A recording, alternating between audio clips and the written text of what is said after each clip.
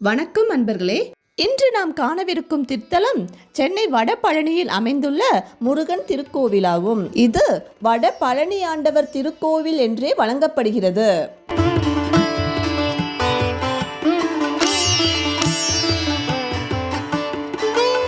பழனிக்கு செல்ல இயலாதவர்கள் இக்கோவிலுக்கு சென்று முருகப்பெருமானை தரிசித்தாலே பழனிக்கு சென்ற பலன் கிடைக்கும் என்பது இக்கோவிலின் சிறப்பாகும். திருமண பாக்கியம் கைகூடும் என்பதற்கும் திருமண வாழ்வு சிறப்பாக அமையும் என்பதற்கும் சான்றாக ஆண்டொன்றுக்கு சுமார் 7000 திருமணங்கள் இக்கோவிலில் நடைபெறுகிறது.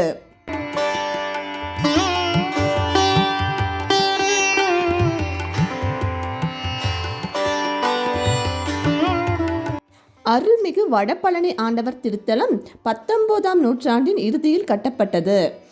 முதலில் சிறிய ஓலைக்கூரை கொட்டகை அமைக்கப்பட்டு அதில் முருகனுடைய வண்ண ஓவியப்படம் வைத்து தீவிர முருக பக்தரான அண்ணாசாமி நாயக்கர் என்பவர் வழிபட்டு வந்தார். தீராத வயிற்று வலியால் அவதிப்பட்ட முருக பக்தரான அவர் திருத்தணி, திருப்போரூர் ஆகிய திருமுருகன் திருத்தலங்களுக்கு எத்தனை இடையூறுகள் வந்தாலும் அதை பொருட்படுத்தாது தவறாது சென்று வழிபட்டவர். அவரின் கனவில் ஒரு பெரியவர் தோன்றி, உன் வீட்டிலேயே முருகன் குடியிருக்கும் போது நீ ஏன் இங்கு அவனை தேடிக்கொண்டு அல்லல் பட்டு ஓடி வருகின்றாய்? அங்கேயே நீ முருகனை வழிபட்டு மகிழலாமே என கூற கேட்டு உறக்கத்திலிருந்து திடுமென வெடித்து எழுந்து முருகன் அருளை நினைத்து உருகி தொழுது வீட்டுக்கு திரும்ப வந்து சேர்ந்தார். நடந்த சம்பவத்தை வீட்டிலுள்ளவர்களுக்கு அறிவித்து அன்று முதல் தம் வீட்டிலேயே காலை மாலை 2 வேளைகளிலும் முருகனை நினைத்து வழிபாடு செய்து வந்தார். ஒரு நாள் தான் சந்தித்த பழனி சாது தெரிவித்தது போன்று திருத்தணியில் முருகன் சன்னதி எதிரில் புதுமையான காணிக்கையாக தனது நாக்கை அறுத்து பாவாடம் தரித்து கொண்ட பின் வயிற்று வலி தீரப்பெற்றார். நாக்கை அறுத்து காணிக்கையாக செலுத்தும் இந்த முறைக்கு பாவாடம் தரித்தல் என்று கூறுகின்றனர்.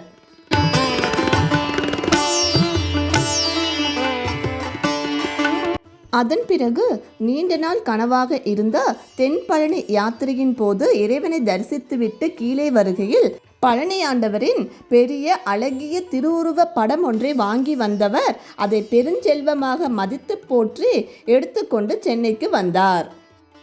தமது குறி மேடையில் அவ்வுருவ படத்தினை வைத்து பழனி ஆண்டவர் திருக்கோயிலாக மாற்றி அமைத்தார். சிறிய கீற்று கொட்டகை ஒன்று போட்டு அதில் தன் குடும்பத்தை தங்க வைத்து கொண்டார். பழனி ஆண்டவர் படத்திற்கு அனுதினமும் பூஜைகள் செய்து வழிபட்டு பக்தர்களுக்கெல்லாம் குறி சொல்லி அவர்களது குறைகளுக்கு தீர்வு சொல்லி வந்தார்.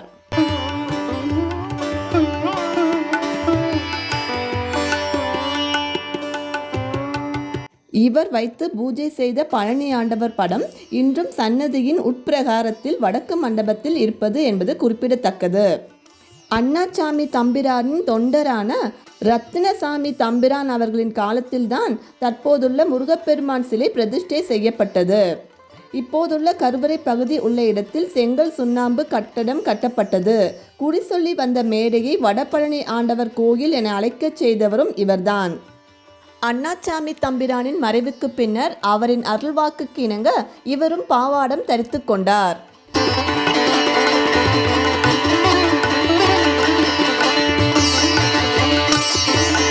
இவரை தொடர்ந்து வந்தவர் பாக்கியலிங்க தம்பிரான். இப்போதுள்ள வடபழனி கோவிலின் கற்ப கிரகமும் முதல் உட்பிரகார திருச்சுற்றும் கருங்கல் திருப்பணி ஆகியவற்றை செய்வித்தவர் இவர். இவரும் வடபழனி கோவிலுக்கு பாவாடம் தரித்தவர். இவர் காலத்தில்தான் இக்கோவில் மிகவும் புகழ்பெற்று விளங்கத் தொடங்கியது.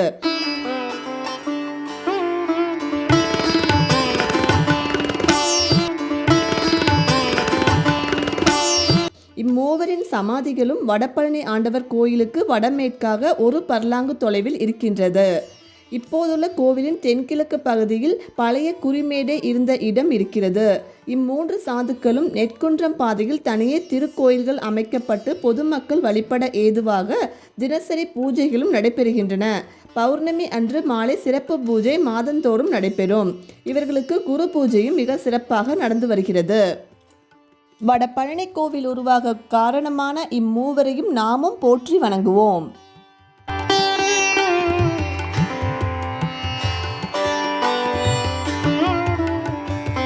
இத்தலத்தில் பாத ரட்சையுடன் அதாவது காலணிகளுடன் முருகன் அருள்பாலிப்பது விசேஷமாகும். அதோடு சுவாமி தாமரை பீடத்தின் மீது வீற்றிருக்கிறார். வலது பாதத்தை முன்வைத்து இருப்பார் என்பதும் குறிப்பிடத்தக்கது. அங்காரகன் சன்னதி இத்தலத்தில் தனி சன்னதியாக இருப்பது கூடுதல் சிறப்பு.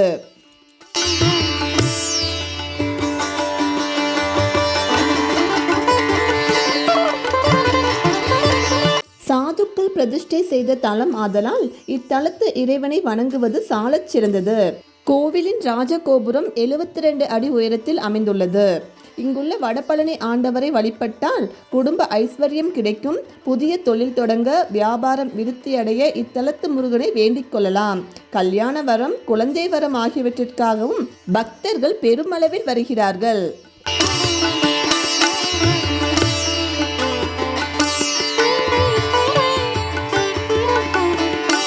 இக்கோவிலின் தல விருட்சம் அத்தி மரமாகும். குக புஷ்கரணி எனும் திருக்குளமும் அமைந்துள்ளது.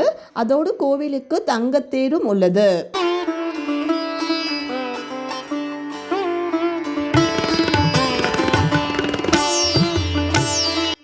தினசரி காலை 5 மணி முதல் 12 மணி வரையிலும், மாலை 4 மணி முதல் இரவு 9 மணி வரையிலும் நடை திறந்திருக்கும். விழா காலங்களில் பூஜை நேரங்கள் மாறுபடுகிறது.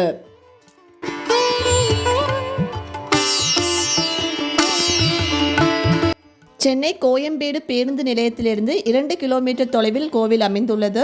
கோவிலுக்கு செல்ல எல்லாவித பேருந்து வசதிகளும் உள்ளது. மெட்ரோ ட்ரெயின் வசதியும் உள்ளது. வாய்ப்பு கிடைக்கும் பொழுது வட பழனியில் அமைந்துள்ள தென்பழனி ஆண்டவரை தரிசித்து அவன் அருள் பெற்று வளமுடன் வாழுங்கள். இந்த பதிவு பிடித்திருந்தால் உங்கள் கருத்துக்களை மறவாது என்னுடன் பகிருங்கள்.